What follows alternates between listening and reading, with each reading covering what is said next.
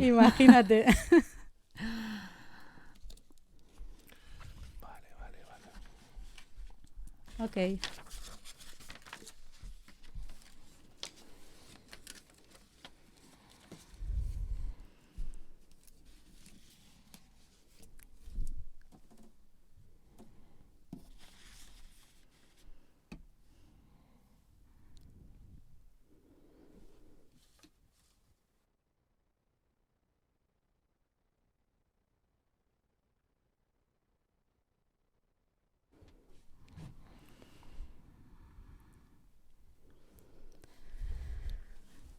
No le escuchas, ¿no?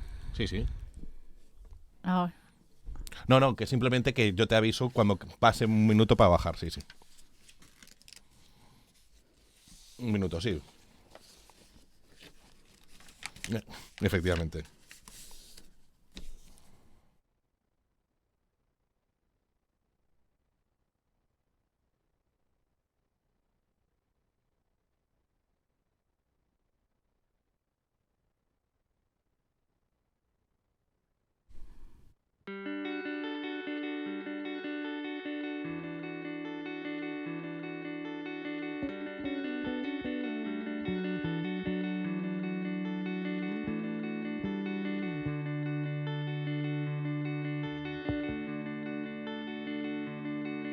Pedazos de vidas y un sueño que contar.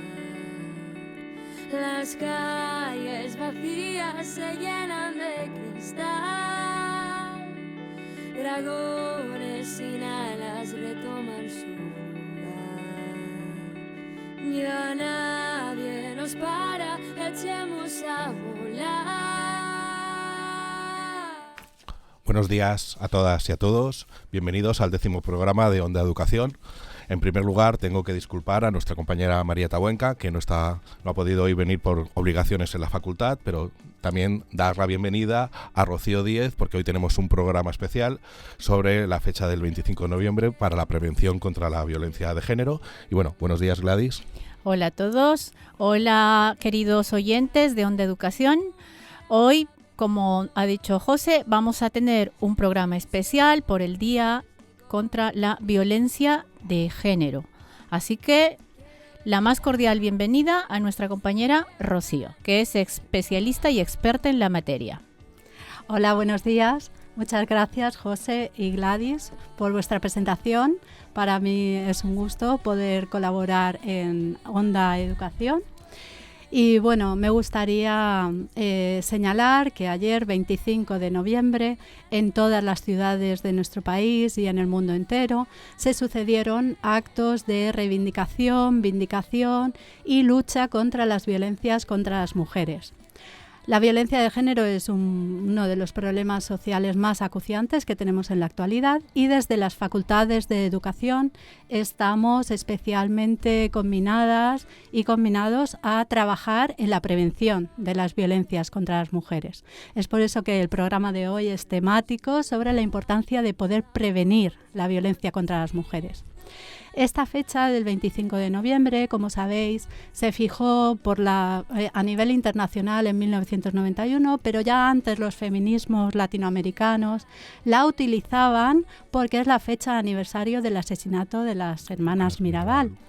Y bueno, se quiere simbolizar todas las violencias que todavía en nuestras sociedades mantenemos contra las mujeres por el hecho de serlo.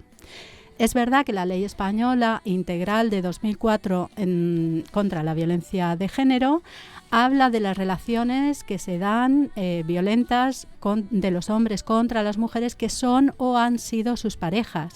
Sin embargo, la definición de violencia de género que manejamos para poder prevenirlo es mucho más amplio, puesto que, y esto se notó ayer en la mayoría de marchas reivindicativas, se intentan visibilizar las violencias económicas, sexuales, simbólicas, a través de los medios de comunicación, la hipercosificación, etcétera, etcétera, que sufrimos las mujeres en nuestras sociedades. En la Facultad de Educación de la Universidad de Alicante llevamos a cabo diferentes acciones para intentar, en la formación del personal docente, ayudarles y formarles en las labores de prevención de esas violencias contra las mujeres. A lo largo de este programa vamos a ir acercándonos a algunas de ellas y vamos a seleccionar también las palabras de las personas implicadas para poder compartirlas. Sí, tenemos muchas entrevistas, mucha participación, así que yo creo que Gladys nos vas a introducir la primera. Efectivamente, José, pues voy a presentar una entrevista realizada a un profesor de educación secundaria, concretamente de Villena, el profesor David Molina Motos, para ver qué se está haciendo en la educación secundaria para prevenir la violencia de género. Sus reflexiones sin duda nos van a llamar muchísimo la atención y nos van a hacer conocer pues todos los avances, los aportes y las inquietudes del profesorado de educación secundaria de nuestra región. Somos cada vez más los educadores y educadoras preocupados por las diversas formas de violencia de género que detectamos en nuestras aulas de secundaria. No necesariamente porque se den más a menudo o con más intensidad que hace unos años, sino porque somos más conscientes y sensibles a un fenómeno, el de la violencia de género, que ya no necesita explotar en nuestras narices como agresión física o sexual para que caigamos en la cuenta de que es una realidad. Es cierto que todavía hay que avanzar más, pero también creo que el sistema educativo está despertando. Muchas y muchos docentes hemos entendido que una perspectiva realmente coeducadora no es un apartado del temario o un mero contenido transversal. Es una aproximación amplia y constantemente presente en nuestra práctica tutorial, nuestros diseños instructivos, nuestra gestión del aula y en la propia organización del centro. Nuestras administraciones educativas también han recogido la emergente preocupación social por la violencia de género. Aparte de promover campañas, materiales y guías, han dado un paso importante integrando obligatoriamente en nuestros planes de convivencia la dimensión de igualdad y creando la importante figura del coordinador de convivencia y igualdad. Nuestras aulas son cada vez más espacios donde el respeto y el valor a la diferencia no quedan sepultados por el trazo tosco y grueso de la desigualdad de género, donde se escuchan las vivencias y preocupaciones de los y las jóvenes expresadas con libertad, donde el clima de centro es intolerante con los comentarios estereotipados, las bromas sexistas o el desprecio a aquellas formas de identidad de género alternativas a la masculinidad hegemónica. Nuestras aulas tratan cada vez más de representar equilibradamente a hombres y mujeres en las actividades que hacen funcionar nuestra sociedad. Muchas y muchos de nosotros, cada vez más, introducimos en nuestras programaciones contos específicos contra el sexismo y la violencia de género, y encontramos ocasión para visibilizar el papel de las mujeres en el desarrollo histórico de nuestras disciplinas. Nuestra gestión del aula y la dimensión tutorial de nuestra práctica, cada vez más, movilizan a los y las estudiantes para que se observen entre ellos, con la intención de detectar relaciones tóxicas entre parejas de jóvenes. Atentos y atentas a los comentarios que desvalorizan a las jóvenes, a notar la tendencia a su aislamiento, a dejarse dominar, a ser controladas. Enseñamos, cada vez más, a no permitir las amenazas ni el chantaje emocional. Puede que este cada vez más sea, sin embargo, insuficiente. Y puede que esos muchos y muchas de nosotros no seamos todavía la gran mayoría del profesorado. Cierto.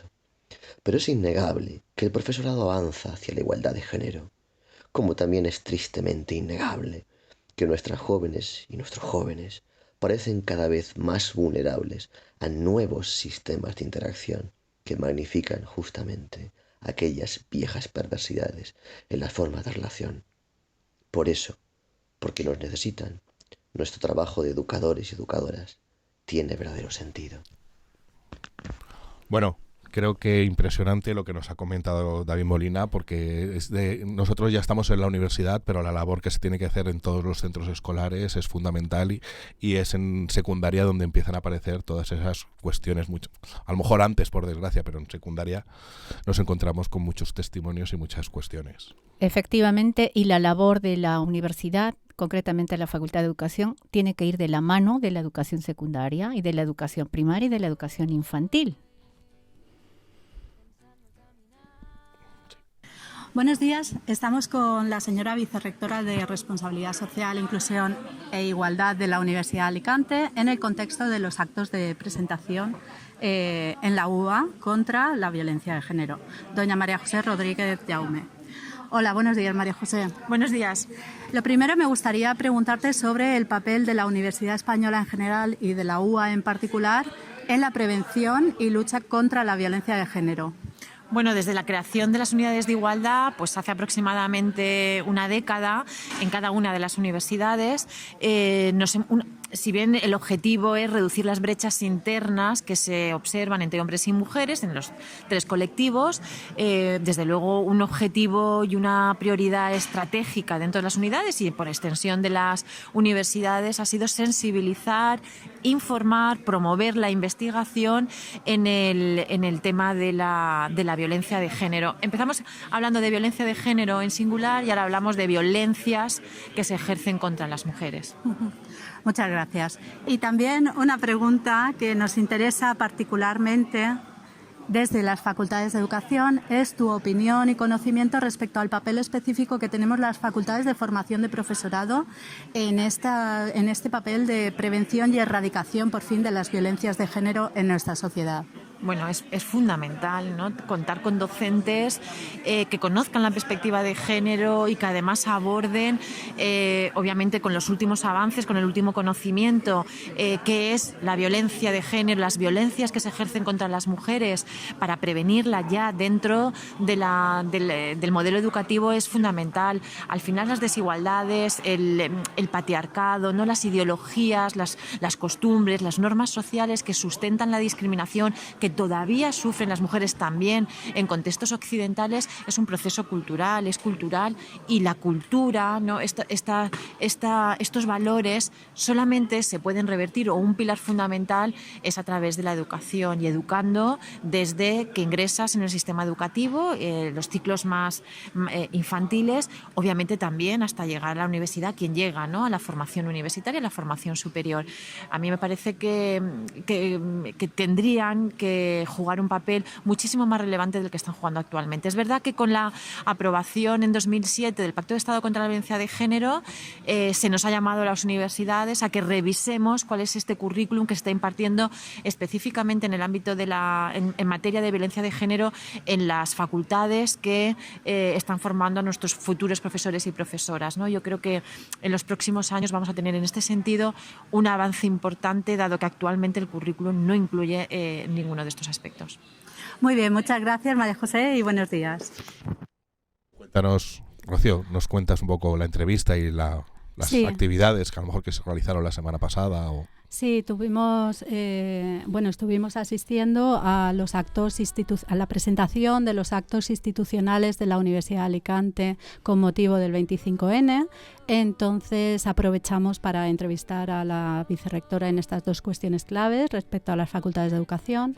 Se guardó un minuto de silencio por las víctimas, porque la cifra de mujeres asesinadas y de hijos e hijas asesinados o dejados huérfanos es imparable y es sangrante y es dolorosa, pero luego se hizo una performance de chica mala, chica buena, y la vicerrectora entregó el producto que había sido premiado en un concurso a tal efecto, que era una crema contra la violencia machista, que quería simbolizar cómo a veces se piensa que la violencia de género es una cuestión que se puede solucionar con que la víctima haga o no haga una determinada acción, en este caso ponerse una crema, sin ir más allá en el análisis estructural de cómo unas violencias contra las mujeres mantienen a otras, y en la cúspide estarían los asesinatos o el maltrato físico y psicológico. Y bueno, muy de acuerdo con todo lo expuesto por la vicerrectora, y es cierto que el Pacto de Estado incide en lo que ya toda la normativa nos venía pidiendo desde hace décadas, y es que los sistemas educativos en todas las etapas concretemos en qué aspectos del currículum estamos llevando a cabo esa labor que se nos pide de prevenir, formar al alumnado en modelos igualitarios, en una socialización justa e igualitaria. Formar al alumnado y, en nuestro caso, al futuro profesorado, a las futuras maestras y maestros, tanto de infantil, primaria como secundaria.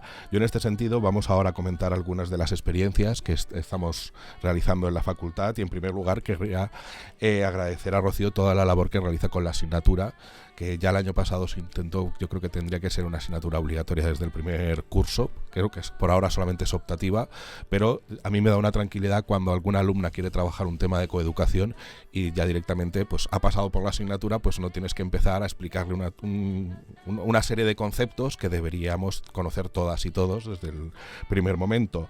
Y en este sentido sí que destacar pues aquí la parte que nos toca a nosotros, y nosotros es el masculino, a los hombres la participación, porque es que, por desgracia, muchas veces, muchas de estas actividades parecía que no estábamos incluidos. No sé si habéis conocido, me ha gustado mucho este año la campaña argentina de vídeos cortos de cómo hay que llamar la atención, porque aparte, en ese sentido, igual que hemos escuchado primero a David Molina, pues que no tenemos que callarnos ante la cantidad de micromachismos que escuchamos día a día, y a veces incluso se fomentan los machotes, por no decir otra barbaridad. Respecto a las actividades, simplemente yo voy a comentar 4 cositas.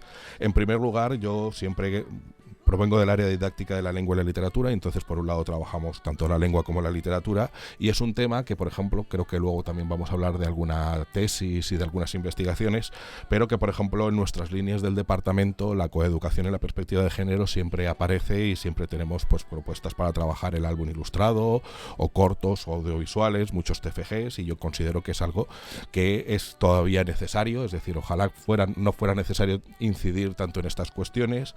Y también comentar generalmente yo en mis clases lo articulo siempre la misma sesión en dos. Repito la misma sesión a lo largo de los 2 cuatrimestres, porque como tenemos las asignaturas organizadas cuatrimestralmente, no te puedes parar a decir, bueno, pues como estoy en noviembre hablaré solamente de la prevención de la violencia de género, y en marzo hablaré de el 8 de marzo y la reivindicación de las mujeres, y partiendo desde la incorporación al mercado laboral y otras muchas reivindicaciones, pero simplemente pues planteamos una serie es decir, la sesión es la misma, y gracias a mi compañera Natalia Contreras, que también participa en muchas de estas actividades, pues hemos ido enriqueciendo una serie de materiales. Natalia Contreras tiene un Simbalú bastante completo con materiales que nosotros siempre recomendamos al alumnado, que es simbalou.com Educagénero UA, donde tenéis una serie de enlaces, y a partir de ahí, pues en esta sesión, yo de todas maneras al alumnado le digo, yo solamente le dedico una sesión al curso. Parecen alguno o alguna, pero alguno seguramente nos acusaría de que estamos adoctrinando. No, yo como mínimo una sesión para trabajar estos temas, aunque creo que simplemente esta sensibilidad la demostramos desde el primer día de clases y en el día a día. Pero trabajamos, por ejemplo, el concepto del lenguaje inclusivo, que genera muchas polémicas, que parece, pero es que no solamente tenemos que dedicarnos a la duplicación de los nombres masculinos y femeninos. El lenguaje inclusivo es utilizar el lenguaje inclusivo es una necesidad y es una justicia, porque pues por desgracia, como la RAE sigue incluyendo algunas barbaridades. Por supuesto, también trabajamos mucho la cosificación, porque aparte es un problema que nuestro alumnado puede estar desde muy jovencito, el alumnado de las etapas escolares, el concepto de cosificación, y luego también trabajamos cuestiones como las redes sociales. Pero creo que Gladys ahora nos va a introducir otras experiencias en la facultad. Efectivamente, pues nosotros como formadores de formadores estamos en la obligación y tenemos el compromiso de trabajar en la perspectiva de género, porque solo así vamos a contribuir con un granito de arena para que las futuras generaciones cambien esta atrocidad, esta lacra social, porque es una lacra social hoy por hoy. En pleno siglo XXI no se puede permitir que haya tanta desigualdad, tanta inequidad, ¿no? Y los micromachismos que están al día, como comentaba José, ¿no? Es increíble cómo en nuestras propias aulas, con nuestros propios alumnos, vemos que esas situaciones ocurren. Por tanto, la formación de los formadores es fundamental. Pero también quiero comentarles que en la asignatura que yo imparto, que es Teoría e Historia de la Educación, la temática transversal son los factores disconvivenciales, y uno de los factores disconvivenciales que más tocamos, que más trabajamos, es la igualdad. Y entonces, pues ahora vamos a presentar unas entrevistas a un grupo de alumnas que han realizado una actividad por el 25N, y también la entrevista de una estudiante de doctorado que está haciendo su tesis de igualdad con la perspectiva de género. Soy Berta, soy alumna de primero de educación en primaria, y hemos hecho nosotros el cartel respecto a intentar evitar la violencia de género dentro del aula. Hemos estudiado el tema y hemos visto que la forma de evitar esa violencia de género en el aula y en el futuro es educar en igualdad a los niños y, bueno, a todo el mundo en general, pero empezando desde bien pequeños, porque si los educas en igualdad no se siente uno superior al otro ni una inferior al otro o uno, entonces en ningún momento van a tener la idea de que pueden abusar o pueden ser abusados por la otra persona. Entonces, educándolos de esta manera, todos los niños se sentirán iguales, y es un poco la idea que hemos querido representar para que no tengamos que seguir celebrando fechas como el 25N que tengan que luchar contra esta violencia. Soy Mónica, y en nuestro cartel hemos querido representar que la UA nos ayuda en los casos de violencia de género. Como podemos observar, hay un código QR que, escaneándolo con el móvil, nos lleva directamente al artículo 8 del plan que tiene la UA, donde te dice todas las ayudas y servicios que te da si has sufrido o sufres violencia de género. Vale. ¿Qué significa para nosotros el 25N? El 25N para nosotros es un día muy importante, pero ojalá no tuviéramos que celebrarlo, ya que significaría que se ha erradicado completamente el problema de la violencia de género. Y también pensamos que es muy importante que los docentes estén muy formados en este tema, ya que pueden encontrarse situaciones o bien dentro de clase entre los niños o que algún niño sea víctima de esta violencia. Entonces, cuanto más formado estés, más fácil pensamos que es solucionar el problema o dar visibilidad a esto. Continuando con el programa de hoy, vamos a presentar a Mayra. Ella es una estudiante de doctorado del programa de investigación educativa y tiene una beca de formación del profesorado universitario del MEC desde el curso 2016. Hola Mayra, ¿qué significado tiene para ti el 25N? Bueno, pues más allá de la fecha en sí, ¿no? Porque parece que vivamos en la cultura de la memoria, en la cultura de las fechas conmemorativas, lo cierto es que el 25 de noviembre representa para mí una lucha, una reivindicación, ¿no? y un compromiso también con la eliminación de todas las formas de violencia contra la mujer, sean estas del tipo que sean. No obstante, reitero que esta denuncia o este alzar la voz no se deben limitar a un día en concreto, ¿no? Sino que debe ser una acción constante, continua, con el objetivo de visibilizar, de recordar, de denunciar todos los días, ¿no? La gravedad de un problema que no podemos seguir ignorando. Tengo entendido que estás realizando tu tesis doctoral en la perspectiva de género. ¿Nos puedes explicar brevemente en qué consiste?